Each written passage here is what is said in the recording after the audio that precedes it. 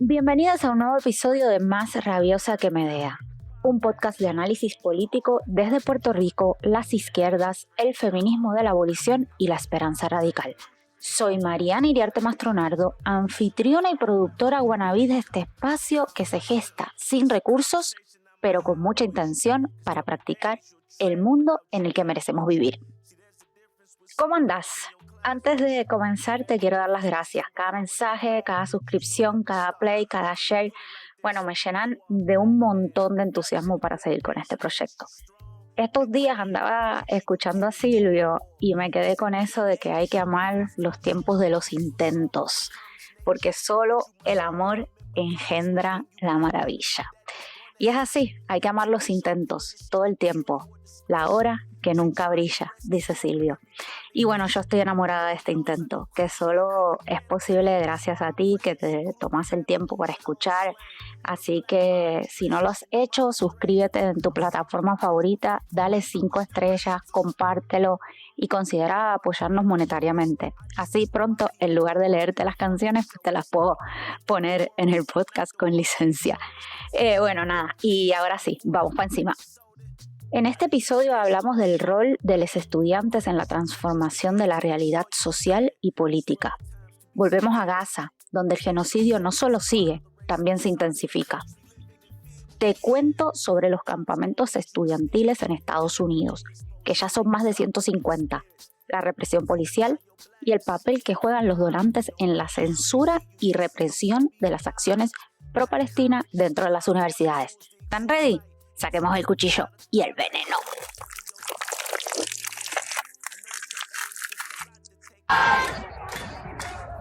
Free, free, free Palestine! Free, free Palestine! Free, free, free Palestine! Tras el contraataque de Hamás a Israel el 7 de octubre de 2023, Israel comenzó una ofensiva que rápidamente escaló en un genocidio. Al 4 de mayo de 2024 habían transcurrido 211 días de este genocidio en curso.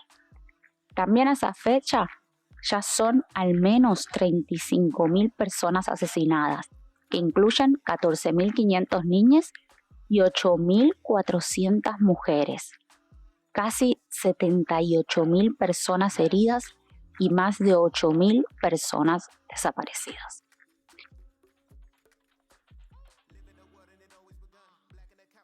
En ese contexto, a mediados del mes de abril de 2024, se iniciaron protestas en los campus universitarios.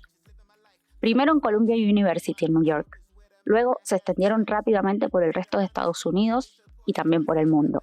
España, Australia, Líbano, Reino Unido, Francia y Canadá son algunos de esos países. En Estados Unidos la represión policial no se hizo esperar, tampoco la legislación que busca prohibir la protesta. El 1 de mayo de 2024 aprobaron en la Cámara de Representantes de Estados Unidos la Anti-Semitism Awareness Act. Esta legislación incorpora una definición de antisemitismo que no solo incluye las amenazas a personas judías, también limita notablemente, por no decir que prohíbe, la crítica al Estado de Israel. La impulsa el Partido Republicano, pero con apoyo mayoritario del Partido Demócrata. 320 votos a favor y 91 en contra. Te cuento. Esta ley adopta la definición de antisemitismo de la International Holocaust Remembrance Alliance, que incluye, entre las manifestaciones de antisemitismo, la crítica al Estado de Israel. El efecto de esta ley, si finalmente se aprueba en el Senado y Biden la firma, lo que pensaríamos que puede ser, es que el Departamento de Educación estaría obligado a retirar fondos federales de aquellas universidades que no sancionen a estudiantes disidentes. Sí, que no sancionen, es decir, que no pongan medidas disciplinarias a aquellos estudiantes que se expresen a favor de Palestina o en contra del Estado de Israel. La definición es tan amplia que básicamente prohíbe cualquier manifestación en solidaridad con Palestina en las universidades que reciben fondos federales. Por ejemplo, la Universidad de Puerto Rico. Así que, ya saben.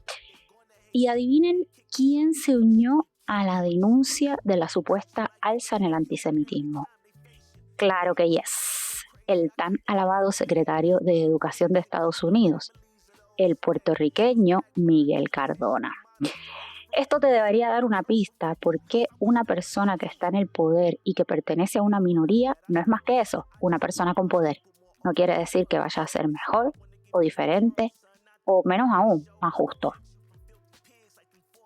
Pero volviendo acá, te cuento cuáles son las demandas de los estudiantes. Me voy a enfocar en las demandas de los estudiantes de Columbia, pero son básicamente las mismas en todos los campus.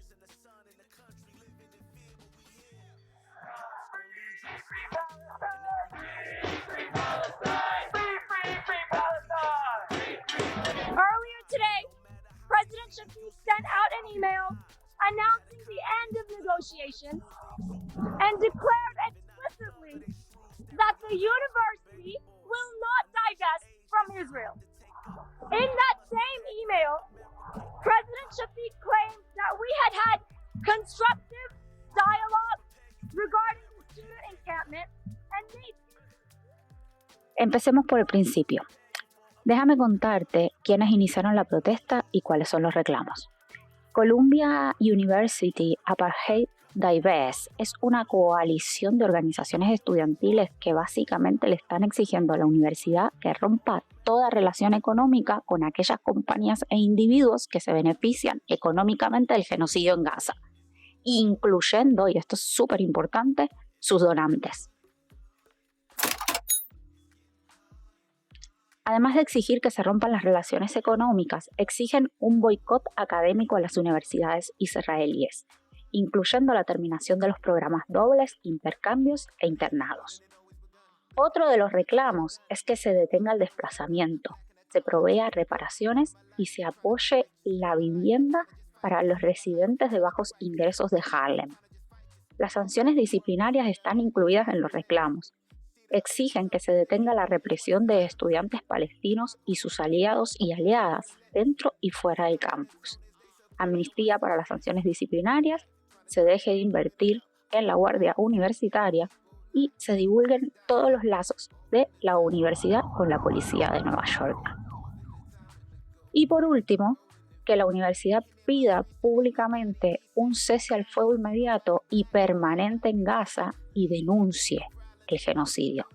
En la descripción te voy a dejar el link a las demandas de los estudiantes y a la información que ha puesto esta coalición de organizaciones. Ahora que sabes cuáles son las demandas, pongamos las protestas en contexto. El reclamo de los estudiantes de terminar las relaciones económicas con Israel no es nuevo. En el año 2005 se fundó el movimiento Boycott, Divestment Sanctions, BDS por sus siglas en inglés, para denunciar y desfinanciar el apartheid y el colonialismo israelí. Su inspiración, el movimiento anti-apartheid sudafricano, y al igual que en ese momento, BDS busca generar apoyo y presión internacional para que Israel detenga la ocupación y reconozca el derecho al retorno de las personas palestinas refugiadas. Israel can only violate international law and commit war crimes because of international support. Governments continue to endorse its crimes with military and trade deals, while corporations compete to make money from Israel's human rights violations. Because governments have failed to end this injustice, Palestinians have called for a global citizens' response. Palestinians and our supporters are building a boycott, divestment, and sanctions movement. Está integrado por personas, asociaciones académicas, iglesias, organizaciones de base comunitaria, organizaciones de mujeres, sindicatos y otras organizaciones de la sociedad civil, y tiene presencia en varios países. Ok, vamos a desglosar esto. Boicot, pues retirar el apoyo a toda institución, organización o empresa que es cómplice del régimen de apartheid y ahora obviamente del genocidio en Gaza. Desfinanciar o desinvertir, retirar las inversiones de Israel y de empresas internacionales que son cómplices del apartheid y ahora del genocidio en Gaza. Sanciones, presionar a los gobiernos para que cumplan sus obligaciones internacionales. terminen y sancionen el apartheid o cualquier apoyo que lo mantenga, incluyendo la prohibición del comercio con los asentamientos ilegales y la suspensión de Israel de organizaciones y foros internacionales. De hecho, debes haber visto que hay un fuerte reclamo en Europa de los sectores pro-Palestina para que se retire a Israel de Eurovisión. ¿Qué buscan lograr con todo esto? Bueno, primero, finalizar la ocupación y la colonización de las tierras árabes y el desmantelamiento del muro del apartheid. Segundo, que se reconozcan los derechos fundamentales de los ciudadanos y ciudadanas israelíes de origen palestino o árabes. Y por último, respetar, proteger y promover el derecho al retorno de las personas refugiadas palestinas, como se establece en la Resolución 194 de las Naciones Unidas. Te voy a dejar también en la descripción un enlace donde puedes conseguir más información sobre este movimiento que inspira la lucha estudiantil en Estados Unidos y en el mundo. También, si no lo escuchaste, puedes escuchar el episodio 4 de este podcast. Te dejo también el enlace que profundiza sobre Gaza y Vieques y da un poco más de contexto histórico. Pero bueno, volvamos. ¿Cuáles son estos negocios que hacen las universidades con Israel? La mercantilización de la educación en general, pero principalmente de la universitaria, no es una novedad. Sobre todo en las Ivy League, donde los apellidos, dinastías y el poder económico aseguran financiamiento y carreras académicas y profesionales exitosas. Pero bueno, dejemos eso de la meritocracia para otro episodio. Desde que se fundó el movimiento BDS, el lobby sionista intensificó sus esfuerzos para silenciar, censurar y hasta desacreditar grupos y expresiones en solidaridad con Palestina. Utilizan varias estrategias. Por ejemplo, legislación como la Anti-Semitism Awareness Act, de la que te hablé al principio del episodio, pero también han logrado pasar leyes para criminalizar el movimiento BDS en varios estados y empujar decisiones judiciales y hasta criminalizar ayuda humanitaria y organizaciones sin fines de lucro. Un ejemplo reciente de esto es el retiro de los fondos a la UNRWA, la Agencia de las Naciones Unidas para la Ayuda de Personas Refugiadas Palestinas. Todo a base de acusaciones que se demostraron ser falsas por parte del Estado de Israel.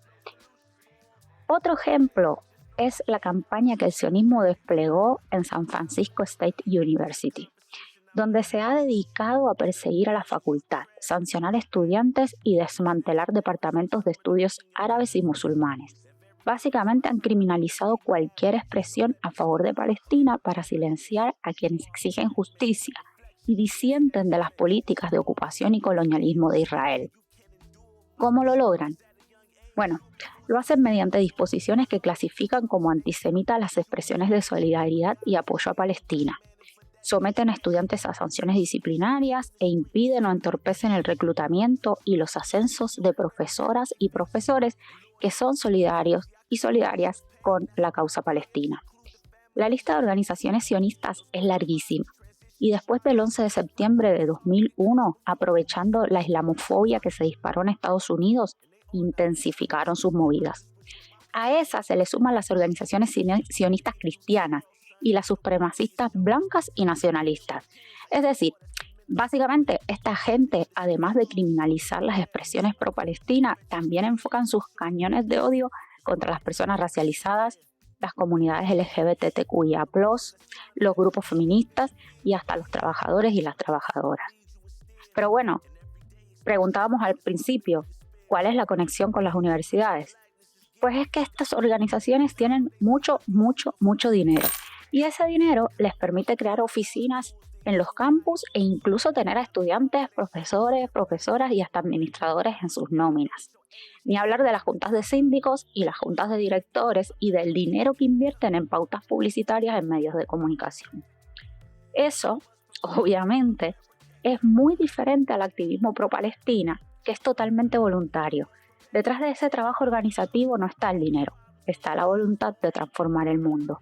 Y a todo esto se suma el impacto de las políticas neoliberales que obligan a subir las matrículas, buscar grants y recibir donaciones. Es decir, las universidades cada vez dependen más de fondos externos. Así, las universidades también se comienzan a valorar a base de sus fondos totales, y eso provoca que los intereses de los donantes se conviertan en los intereses de las universidades. Pero ojo, esto no solo pasa en las universidades. También en el ámbito de las organizaciones sin fines de lucro es muy común escuchar: el proyecto tiene que estar dentro de las prioridades de los donantes. ¿Adivinen qué? Exacto. Bueno, pues como dicen en el norte, money talks. Así que si los donantes están descontentos con las expresiones disidentes, censuran la expresión para mantener contentos a quienes sueltan los billetes. Así se tejen y entretejen los entramados de poder político, económico y mediático. ¿Por qué mediático? Te cuento. El 20 de abril de 2024, CBS publicaba una historia en su página web titulada Pro-Palestinian Protests Spread Get More Heated at School Reactions Differ. La historia, que te la voy a dejar en la descripción del episodio, está acompañada de un clip que, aunque no lo dice expresamente, claramente deja ver su posición pro-Israel. La manipulación es tal que muestran a un estudiante judío que dice sentir la protesta como una amenaza personal, mientras se proyecta lo que parecen ser imágenes de una contraprotesta en el background del clip, donde claramente ondean banderas de Israel.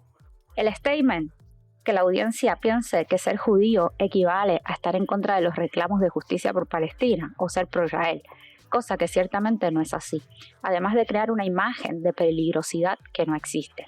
Por ejemplo, el 26 de abril de 2024, la policía de Israel arrestó a Ayelet Wallman, una importante escritora judía israelí estadounidense que, junto a rabinos por el cese al fuego, trataban de llevar comida a Gaza. Wallman, que tiene un hijo en NYU y una hija en Vassar, dijo en entrevista con Haaretz que las protestas en los campus pueden ser incómodas para los estudiantes judíos, pero están lejos de representar amenazas a sus vidas y ser expresiones antisemitas. Enfatiza que la incomodidad no es violencia. Lo que está sucediendo en Gaza sí lo es. Que cuando una persona judía le dice que teme por la vida de su hijo o hija en Colombia, simplemente no les cree. Wallman es judía y relata asombrada cómo en Israel, mientras escuchan cómo caen las bombas en Gaza a 15 minutos de donde están, de lo único que le hablan es de las protestas en Colombia. Así como Ayelet Wallman y rabinos por el cese al fuego, tanto en Estados Unidos como en Israel y en el mundo existe un gran número de personas judías que se oponen a la ocupación y a los asentamientos coloniales. Y en este momento también el genocidio en curso en Gaza. Eso la prensa corporativa no lo reseña, y si lo reseña, lo hace a vuelo de pájaro. La historia de CBS es la representación que la prensa corporativa está haciendo de las protestas pro-Palestina. Pero Dante, que produjo gran parte de este episodio, repasó la cobertura mediática de las protestas y observó que es un patrón en todos los medios corporativos. Pueden ser más o menos fuertes o sensacionalistas, pero siempre criminalizan a los estudiantes y contribuyen a crear una sensación de inseguridad y escalada antisemita que no es real. No mencionan, por ejemplo, el origen de las respuestas estudiantiles. No se habla de las persecuciones que los estudiantes palestinos y sus aliados sufren en los campus, el aislamiento, los controles y la vigilancia. Representaron la toma del Hamilton Hall, renombrado Heinz Hall en honor a Hin Rahab, una niña de 6 años asesinada a manos de Israel, como una escalada de la violencia y un acto de vandalismo. Pero pasaron por alto 2 semanas de campamentos pacíficos amenazados con arrestos, sanciones disciplinarias, destituciones de profesores y profesoras, cancelación de vivienda y becas, entre muchas otras amenazas, al igual que una fuerte presencia policíaca alrededor del campus, que, como sabemos, lo único que logra es escalar la violencia. En Puerto Rico, la cobertura periodística ha sido casi nula. A pesar de la importancia histórica de estas protestas, las más grandes desde la Guerra de Vietnam, también parece serlo en otras partes del mundo. Como cantaba Mercedes Sosa, que vivan los estudiantes jardín de nuestra alegría. Son aves que no se asustan de animal ni policía. Y donde está la policía, hay violencia. Eso nos ha quedado bien claro durante los últimos años.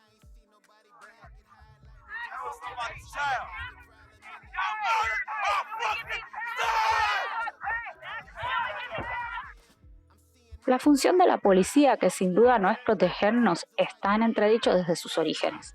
En Estados Unidos, los movimientos para abolir la policía y las cárceles tienen una larga trayectoria organizativa, liderada principalmente por mujeres negras que conocen de primera mano el daño que la policía representa para ellas, sus familias y sus comunidades.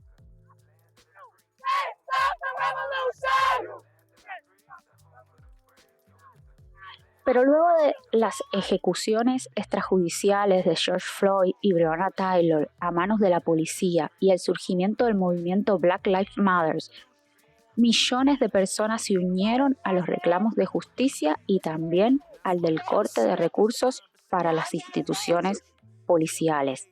Sabemos muy bien cómo la policía respondió: gases lacrimógenos, pepper spray, arrestos y represión.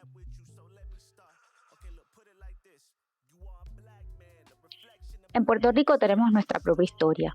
La policía y su profesionalización están enormemente vinculadas al colonialismo primero y a la persecución de la disidencia después. Para el movimiento estudiantil boricua tampoco es nueva la represión en el campus. Costó vidas, la de Antonia Martínez Lagares, por ejemplo. Eso dio paso a una política de no confrontación que se mantuvo por años, hasta que el gobierno de Luis Fortuño decidió que era hora de meter la policía en la Universidad de Puerto Rico. No me lo contaron. Estuve allí, en la huelga del 2010, y también estuve en la manifestación del Capitolio que fue brutalmente reprimida el 30 de junio del 2010.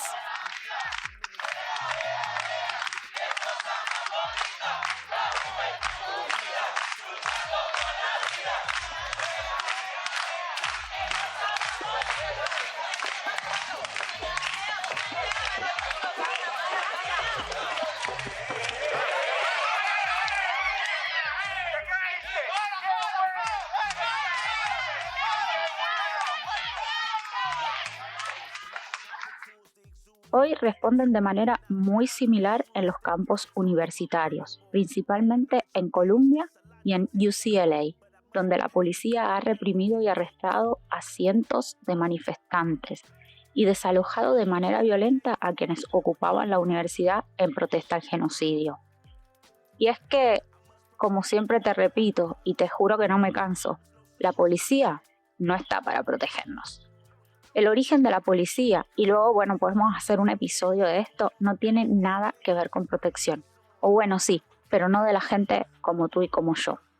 La policía surge como una herramienta de disciplina, primero de las personas esclavizadas que habían conquistado su libertad y que debían continuar explotándose como propiedad privada que se les consideraba. Y también proteger el colonialismo, claro, la invasión y ocupación de territorios también considerados propiedad privada. Esa que, ciertos sectores en nuestro país tanto defienden y elogian. Hoy es la herramienta principal que sostiene el capitalismo racial y la desigualdad que éste produce. La policía está para reprimir el disenso, perseguir y vigilar comunidades vulnerabilizadas, racializadas, empobrecidas, pero no para protegerles. No es posible, y escúchame bien, mantener un sistema basado en la desigualdad sin unas fuerzas que utilizan la violencia y la represión como la principal forma de disciplinamiento. Lo que sucede en las universidades hoy con las protestas y campamentos pro-Palestina muestran claramente eso. Un sistema que utiliza la violencia para censurar la denuncia de un genocidio en curso.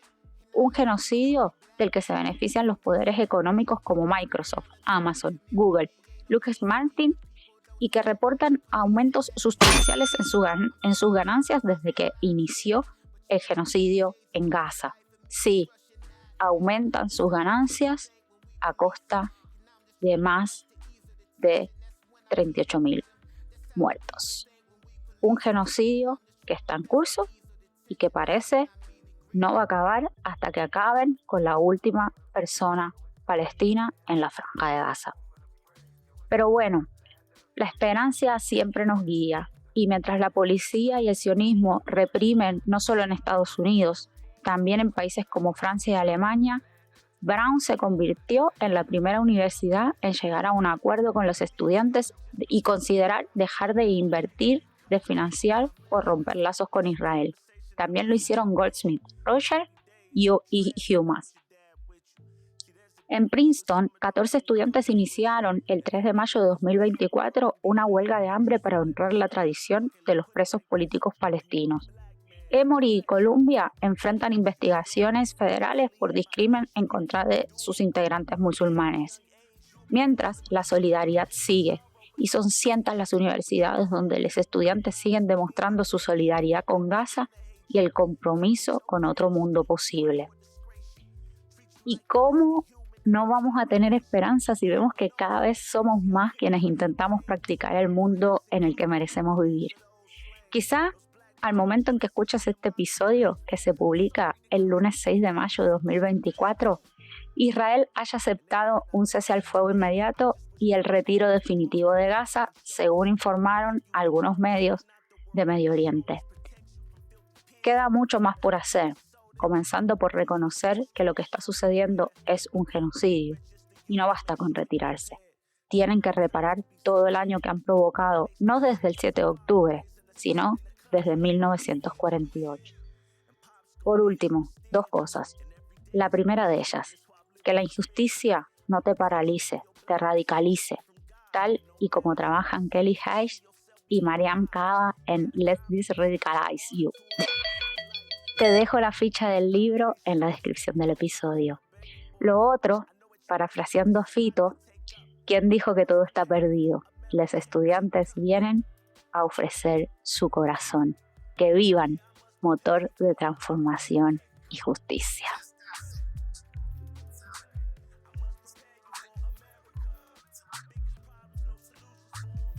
Y hasta acá este episodio de Más Rabiosa que Medea. Si valoras este tipo de contenido, suscríbete en tu plataforma favorita. Valóralo con 5 estrellas y considera formar parte de nuestro fondo de apoyo. Solo en comunidad es posible producir contenidos como el que escuchas acá. Ahora sí, hasta la próxima. Más Rabiosa que Medea es un podcast independiente producido, conducido y editado por mí con la colaboración de Dante Vélez Iriarte. El diseño de sonido también es mío. Este episodio fue producido casi íntegramente por Dante Vélez Iriarte.